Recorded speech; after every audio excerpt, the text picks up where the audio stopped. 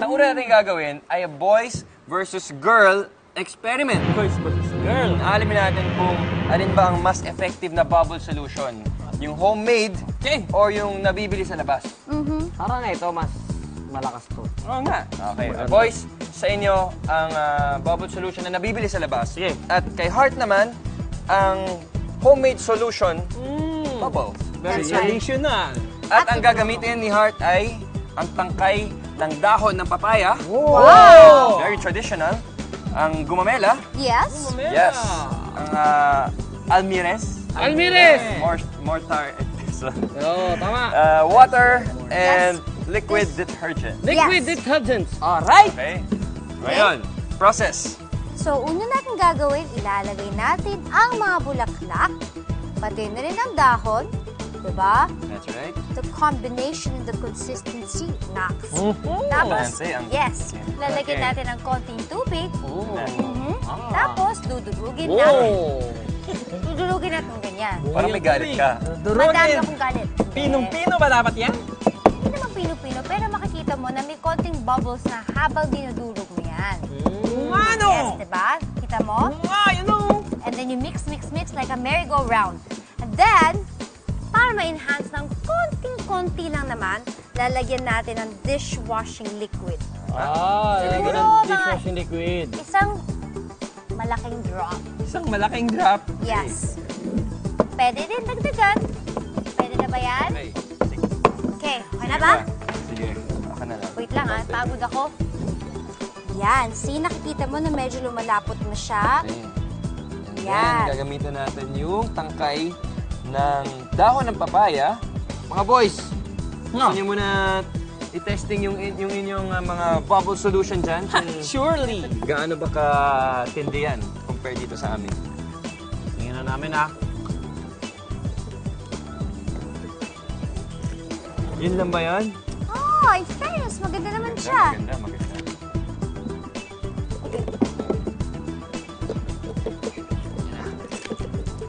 Oh, kayo naman. Tingnan natin kung consistent ba yung bubbles nyo. Tama! Okay. Now, you wait. Okay. Okay. Thank you very much.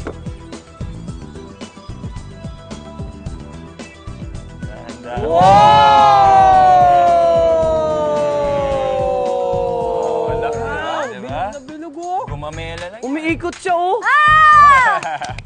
Yes! Yay! Ang laki! Oh, at hindi pa tapos ang ating experiment. Ile-level up pa natin. Oh, talaga? Wow! Ngayon naman, gagawa tayo ng glow-in-the-dark bubble. Oh, come on! The dark bubble. Glow in the dark. Glow-in-the-dark bubble. Meron? Yes. Ito. Saan? Sige, sige. Ito. Saan ba? Dito sa Ayan, amin. nilagay ko na siya sa pan para kumasya ang ating bubble gun. Lights out, please! Lights out. Lights out. Testing natin, ha? Ito. And then, labas natin ang black light. Lights out, please. Wow!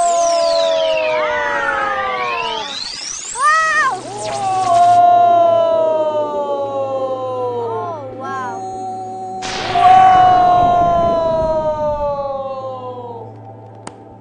Wow! Chris, paano nangyari yun? How Ay. did you know? Parang naglalaro lang tayo, di ba? Oo nga Pero eh. mas bibili pa kayo kung malaman nyo ang science sa likod ng mga bubble experiments natin. At ang sikreto dyan ay chemistry.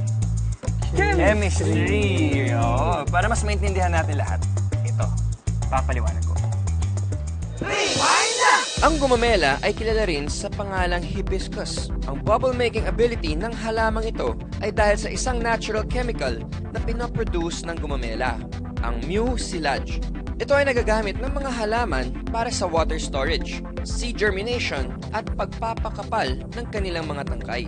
Ang iba pang halaman na gumagamit nito, aloe vera o sabila, cactus, at alugbate. Ang dahilan naman sa ating glow-in-the-dark bubble ay ang phosphor. Ito ay isang substance na nag-emit ng visible light pag ito ay tinamaan ng UVA o ultraviolet light type A na galing sa special bombilya na kung tawagin ay black light. Kung regular ink na walang phosphor chemical ang gagamitin, hindi ito liliwanag sa black light. Ang tawag sa pag-emit ng phosphor ng ilaw ay photoluminescence. Glow-in-the-dark bubbles, I believe.